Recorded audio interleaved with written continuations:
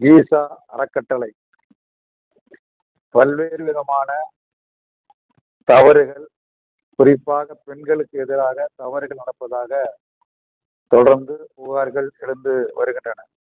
சத்குரு ஜக்கி வாசுதேவ் அவர் மனைவி எப்படி இறந்தார் என்பது இன்றைக்கும் மர்மமான முறையில் இருக்கிறது.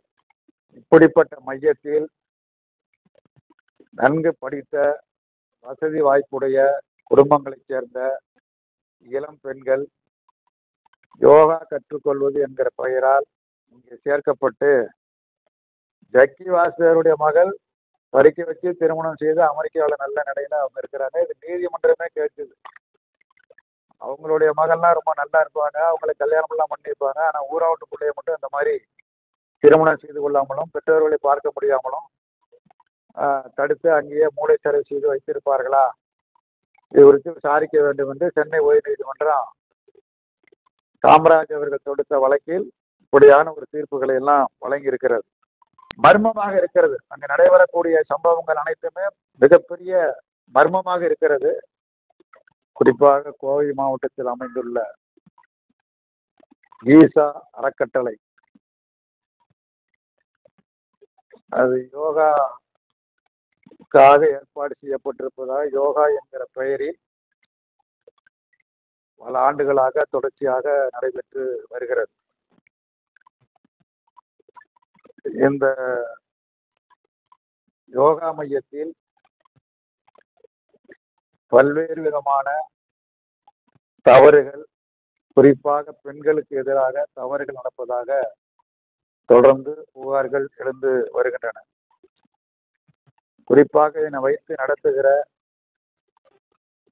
சத்குரு ஜக்கி வாசுதேவ் அவர்கள் மீதே வழக்குகள் இருக்கிறது. குறிப்பாக அவர் மனைவி எப்படி இறந்தார் என்பது இன்றைக்கும் மர்மமான முறையில் இருக்கிறது. இப்படிப்பட்ட மையத்தில் நன்கு படித்த வசதி வாய்ப்புடைய குடும்பங்களைச் சேர்ந்த இளம் பெண்கள் யோகா கற்றுக்கொள்வது என்கிற பெயரால் இங்கே சேர்க்கப்பட்டு மூளை செலவை செய்யப்பட்டு பெற்றோர்களை கூட வீட்டில் சென்று சந்திக்க முடியாத ஒரு மோசமான அவலமான நிலை தொடர்ந்து நீடித்து வருகிறது. குறிப்பாக கோவை வேளாண்மை பல்கலைக்கழகத்தில் பணியாற்றி ஓய்வு பெற்ற காமராஜ் அவர்கள், அவருடைய 2 மகள்கள், 42 வயதுடைய கீதா, 39 வயதுடைய லதா, இந்த 2 பேருமே இந்த பெயர் மாற்றப்பட்டு விட்டது. இது வீட்டில் வைத்த பெயர். லதாவின் பெயர் மா மயூ என்றும், கீதாவின் பெயர் மா மதி என்றும் பெயர் மாற்றம் செய்யப்பட்டிருக்கிறது. நீண்ட நாட்களாக இங்கே இந்த யோகா மையத்தில் இருக்கிறார்கள். அவருடைய தாயாருக்கு உடல்நலம் சரியில்லை, வந்து பார்க்க வேண்டும் என்று பிள்ளைகளை அவருடைய தந்தை காமராஜர் தொலைபேசி மூலம் தொடர்பு கொண்டு அழைத்தார். வர மறுக்கிறார்கள். தாங்கள் வர முடியாது, வேண்டுமானால் நீங்கள் இங்கே வந்து பார்த்து செல்லுங்கள், வீட்டிற்கு வரமாட்டோம், அம்மாவுக்கு ரொம்ப உடம்பு சரியா இல்லை, கவலைக்கிடமா இருக்கிறாங்க, அது குறித்து எங்களுக்கு கவலை இல்லை, இல்லை அவங்க சாப்பிடாம இருக்கிறாங்க, அது குறித்தும் எங்களுக்கு கவலை இல்லை என்று இந்த 2 பெண்களும் தொலைபேசி வாயிலாக பேசியது பத்திரிகைகளில் ஊடகங்கள் எல்லாம் வெளிவந்திருக்கிறது. அந்த 2 பெண்களும் மொட்டையடிக்கப்பட்டு, பெண்களுக்கு அழகுல ஒன்றும் மிக முக்கியமானது கூந்தல் அழகு, மொட்டையடிக்கப்பட்டு அங்கே இருக்கிறார்கள். இந்த படமெல்லாம் வந்திருக்கு, பார்த்துருப்பீங்க. ஜக்கி வாசுதேவருடைய மகள் படிக்க வச்சு திருமணம் செய்து அமெரிக்காவில் நல்ல நிலையில அவங்க இருக்கிறாங்க. இது நீதிமன்றமே கேட்குது. அவங்களுடைய மகள்லாம் ரொம்ப நல்லா இருப்பாங்க, அவங்களை கல்யாணம் எல்லாம் பண்ணியிருப்பாங்க. ஆனால் ஊராவட்டு பிள்ளைய மட்டும் இந்த மாதிரி திருமணம் செய்து கொள்ளாமலும் பெற்றோர்களை பார்க்க முடியாமலும் தடுத்து அங்கேயே மூளை சிறை செய்து வைத்திருப்பார்களா, இது குறித்து விசாரிக்க வேண்டும் என்று சென்னை உயர்நீதிமன்றம் காமராஜ் அவர்கள் தொடுத்த வழக்கில் இப்படியான ஒரு தீர்ப்புகளை எல்லாம் வழங்கி இருக்கிறது. அங்கு ஒரு பெரிய அளவுக்கு நிலங்கள், ஏறத்தாழ 13 லட்சம் சதுரடியில் இந்த யோகா மையம் அமைந்திருப்பதாக கூறப்படுகிறது.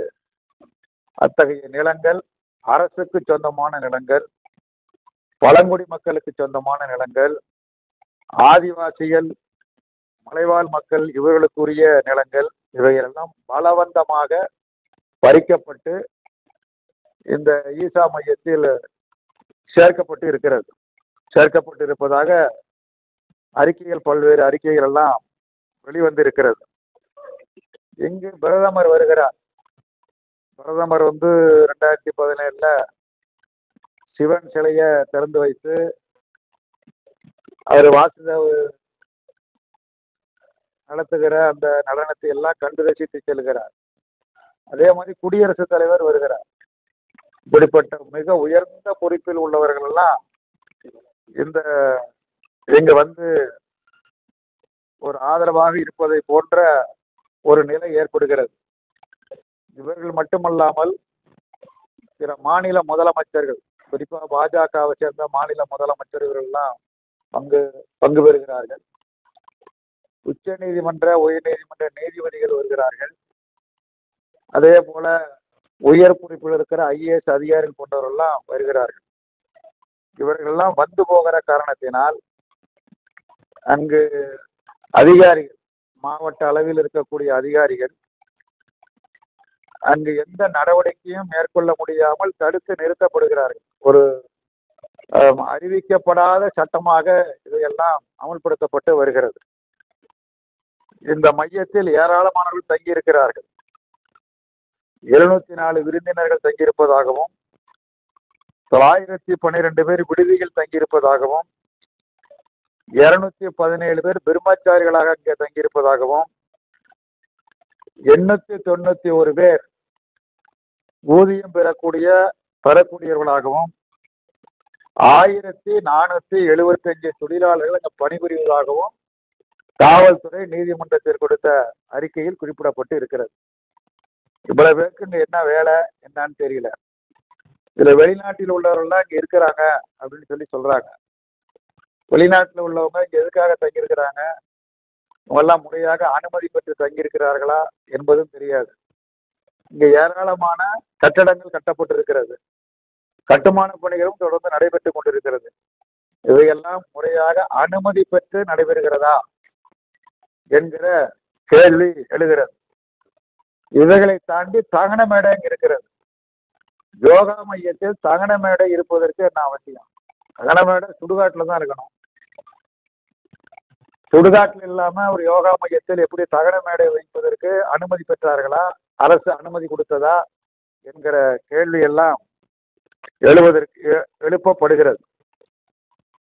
ஆக அரசு நிலம், மலைவாழ் மக்களுக்கு சொந்தமான நிலம், இந்த மாதிரியான பல்வேறு இடங்கள் எல்லாம் ஆக்கிரமித்து வைத்திருக்கிறார்கள். நீர்வழி பாதைகள் கூட ஆக்கிரமித்து வைக்கப்பட்டிருப்பதாக புகார் இருக்கிறது. உயர் நீதிமன்றம், உச்ச நீதிமன்றம் நீர்பிடிப்பு பகுதியிலே அல்லது நீர்வழி பாதைகளில் ஆக்கிரமிப்பு இருந்தால் உடனடியாக அகற்ற வேண்டும் என்று மிக கடுமையாக உத்தரவுகளை பிறப்பிக்கிறது. அரசு நிலங்களை ஏழைகள் ஆக்கிரமித்திருந்தால் அல்லது வனத்துறைக்கு சொந்தமான இடங்களை ஏழைகள் ஆக்கிரமித்திருந்தால் அவர்கள் எல்லாம் உடனடியாக அப்புறப்படுத்தப்படுகிறார்கள். உத்தரப்பிரதேச மாநிலம் போன்ற மாநிலங்களில் வேறு மாதிரி நடக்குது. அது வேறு. இந்த தமிழ்நாட்டிலேயே சாதாரண ஏழை எளிய மக்கள் வனத்துறைக்கு சொந்தமான இடத்துல ஆக்கிரமிப்பு செய்திருந்தால் உடனே வெளியேற்றப்படுகிறார்கள். ஆடு மாடுகளை கூட மேய்க்கக்கூடாது என்று கடுமையான நடவடிக்கை எல்லாம் மேற்கொள்ளப்படுகிற சூழலில் ஈசா அறக்கட்டளை மையம் எப்படி இவைகளையே இத்தனை ஆயிரம் ஏக்கர் நிலங்களை ஆக்கிரமிப்பதற்கு யார் அனுமதித்தது? ஏன் அறக்கட்டளை கண்டு ஏன் எல்லோரும் அஞ்சுகிறார்கள் என்பது தெரியவில்லை. ஆகவே இது குறித்து ஒரு பொது விசாரணை மேற்கொள்ளப்பட வேண்டும்.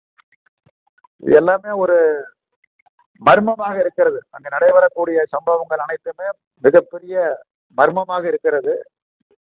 குறிப்பாக ஏராளமான பெண் பிள்ளைகள், திருமணமாகாத பெண்கள் ஏராளமாக இருக்கிறார்கள். ஏற்கனவே கடந்த ஆண்டு ஒரு பெண் மர்மமான முறையில் இறந்து போனார். அது என்ன ஆனது என்று இதுவரையில் தெரியவில்லை. அங்கே ஒரு பணிபுரியக்கூடிய மருத்துவர் அங்கே பாலியல் தீண்ட செயலில் ஈடுபட்டதாக வழக்கு இருக்கிறது. அவர் இப்பொழுது சுதந்திரமாக இருக்கிறார். இவையெல்லாம் எப்படி அனுமதிக்கப்படுகிறது? ஆகவே இது குறித்து ஒரு பொது விசாரணை மேற்கொள்ளப்பட வேண்டும் என்கிற முறையில் பொது விசாரணை மேற்கொள்வது மட்டுமல்லாமல் அங்க இருக்கிற குழந்தைகள், பெண் குழந்தைகள் பெற்றோரிடத்தில் ஒப்படைப்பதற்குரிய நடவடிக்கைகளை மேற்கொள்ள வேண்டும். என்ன இதுல கொண்டாந்து ஒப்படைத்து விட்டு போன பெற்றோரெல்லாம் இன்றைக்கு மிகுந்த கவலையில் இருக்கிறார்கள். தங்களுடைய மகள்களுக்கு திருமணம் செய்து வைக்க வேண்டும், அவர்களை பார்க்க வேண்டும் என்கிற கவலையோடு இருக்கிறார்கள். ஆகவே பெற்றோர்களும் பாதிக்கப்பட்டிருக்கிறார்கள், குழந்தைகளும் பாதிக்கப்பட்டு இருக்கிறது. ஆகவே ஒரு பொது விசாரணை மேற்கொண்டு உரிய நடவடிக்கை எடுத்து அங்கு நடக்கக்கூடிய தவறுகளை தடுத்து நிறுத்துவதோடு சம்பந்தப்பட்ட இந்த ஜெகத்குரு ஜக்கிதேவ் மீது உரிய நடவடிக்கைகளை மேற்கொள்ள வேண்டும் என்று. ஆமா, அவர் குற்றப்பிரிவுல இருக்காரு, ஏற்கனவே ஒரு குற்றப்பிரிவுல இருக்காரு. ஆகவே அவர் மீது எந்த விதமான தயக்கமும் இல்லாமல் உரிய விசாரணையை மேற்கொள்ள வேண்டும் என்பன போன்ற இந்த கோரிக்கைகளை வலியுறுத்தி இந்திய மாதர் தேசிய சம்மேளனத்தின் சார்பில் வருகின்ற 23ஆம் தேதி காலை 10 மணி அளவில் ஒரு பெரும் திரள் ஆர்ப்பாட்டம் நடைபெற இருக்கிறது. தமிழகம் முழுவதிலும் இருந்து பல்லாயிரக்கணக்கான பெண்கள் அந்த போராட்டத்தில் ஈடுபட இருக்கிறார்கள். சிவானந்தா காலனி காட்டேபெக் பவுர்கஸ் அருகில் இந்த போராட்டம் நடைபெற இருக்கிறது. இந்த போராட்டத்திற்கு இந்திய கம்யூனிஸ்ட் கட்சி தனது முழு ஆதரவை தெரிவித்துக் கொள்வதோடு பெற்றோர்களும் பொதுமக்களும் பெண்களும் இந்த போராட்டத்திற்கு ஆதரவு தர வேண்டும் என்று இந்திய கம்யூனிஸ்ட் கட்சியின் சார்பில் அன்போடு வேண்டி கேட்டுக்கொள்கின்றோம்.